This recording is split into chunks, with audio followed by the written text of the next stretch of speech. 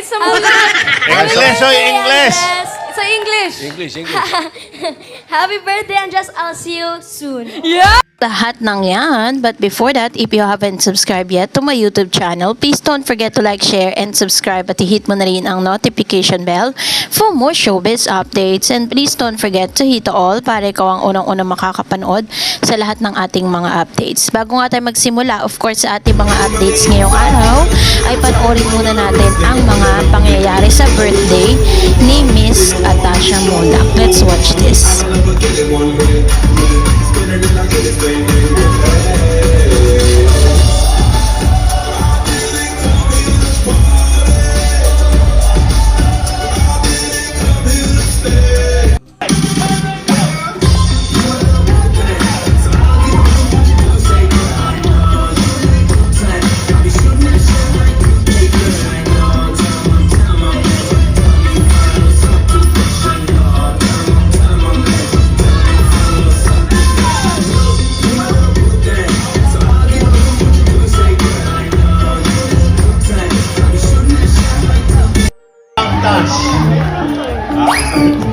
Happy first birthday daw sa ELT.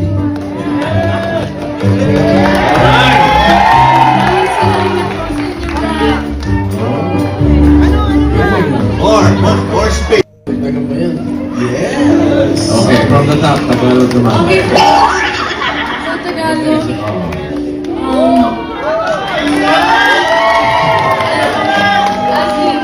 Alam ko yun.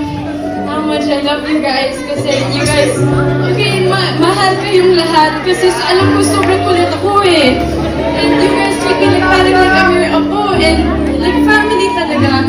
And you guys allow me to be me. And you guys are so supportive of it. And I can't thank you guys enough. Balik na sa English.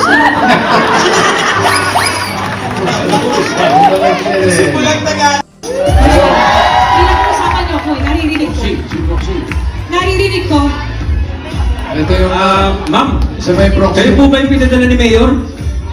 Yes, bossing. Ako po ang ipinadala ni Mayor ang kanyang maintenance.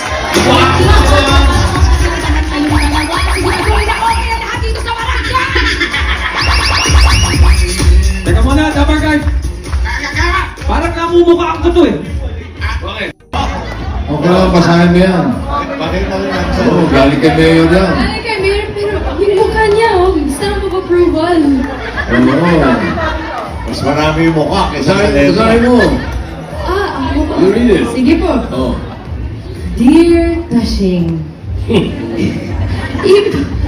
ipagpamanahin na hindi ako nakarating. I'll get to that part. Sa iyong kaarawan, sapagkat ayoy na hindi... Dash! Ellen! Ate Ellen!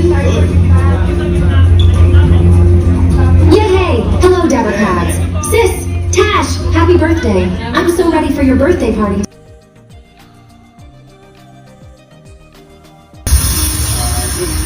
Lumpia! Meron! Meron! Turon. Turon. What's the name? Peking duck. Peking duck. Pwede. Yan, wala sa listahan. Let's go, Ben. Lumpiang Shanghai. At sa Lumpia. Lumpia na. Tortang talong. Napalo tayo. Let's go, Ben. Ano pa ba?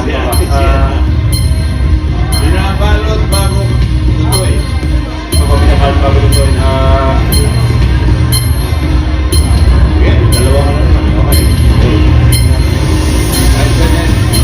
3 seconds, shot clock.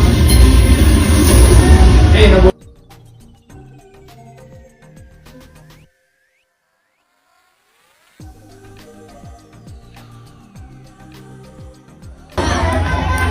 Team equipment, 45 seconds, go.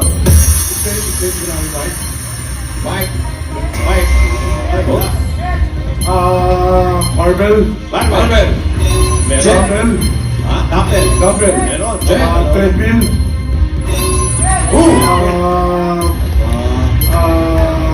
Blood pull down.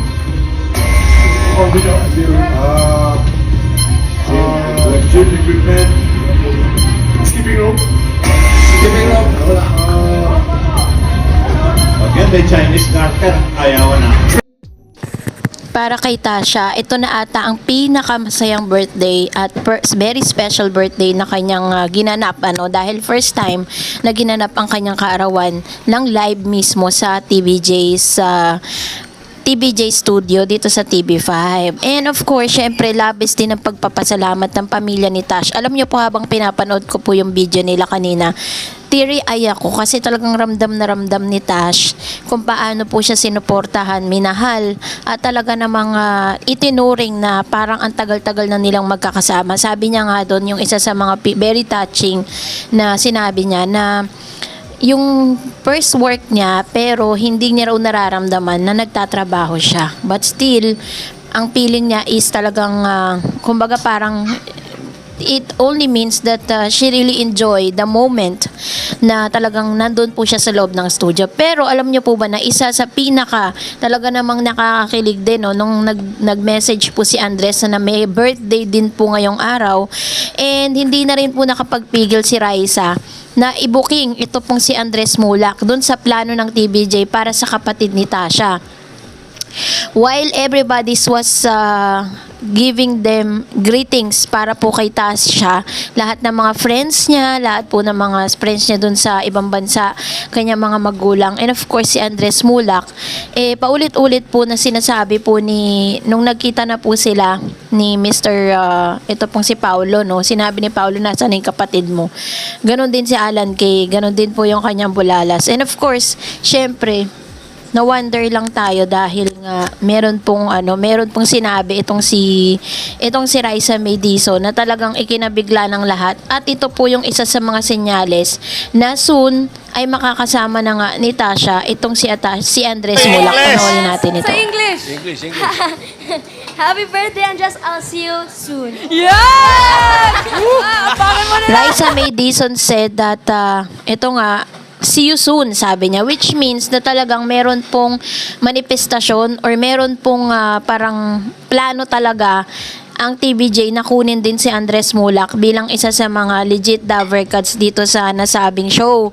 At syempre, kailangan po muna kasi na talagang masabi natin na talagang nag-fly high na. Kumbaga parang pinapa-take off pa ng TVJ yung career nitong si Miss Tasha Mulak, 'di ba? Bago po nila ipasok muli kasi minsan nagkakaroon kasi ng problem pag dalawang po yung magkapatid na sa showbiz sa iisang trabaho lang. Parang nagkakaroon po ng comparison.